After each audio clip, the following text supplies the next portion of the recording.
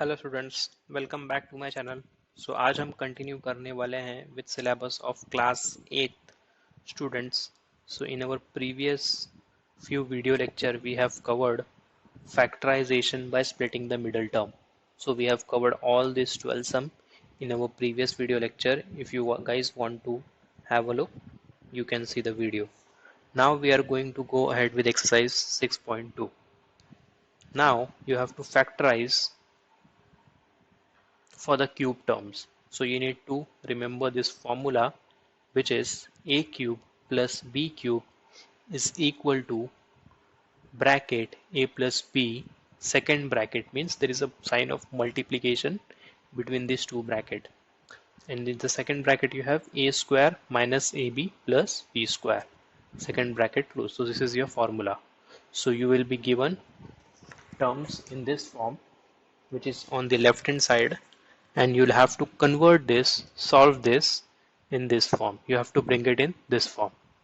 Okay, so without wasting much time, let us start with exercise 6.2, where we have 8 sums. Okay,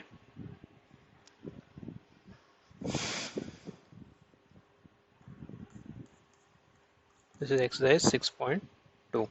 So our first sum says x cube plus 64 y cube. Now if you see our formula, so you need to, now when you see this, so this cube is for this term, that is x term. When you see this term, so this cube is only for y term, this is not for 64. Okay, you need to understand this. So what we need to do, we need to bring this in the cube form, and to bring this in the cube form you need to find out cube root of 64. Cube root in the sense you need to find out a number which is, if multiplied by 3, multiplied 3 times, so that will give you 64. The answer should be 64. So the first term is simple, you can put it in bracket. Now you need to find out a number which when multiplied 3 times will give you 64. You can find out factors also. So I already know it is 4, so I'll just try to explain it to you how to find out. So this is 4 ones are 2 is remaining, 4 6 are 24, 4 4s are 16, 4 ones are 4.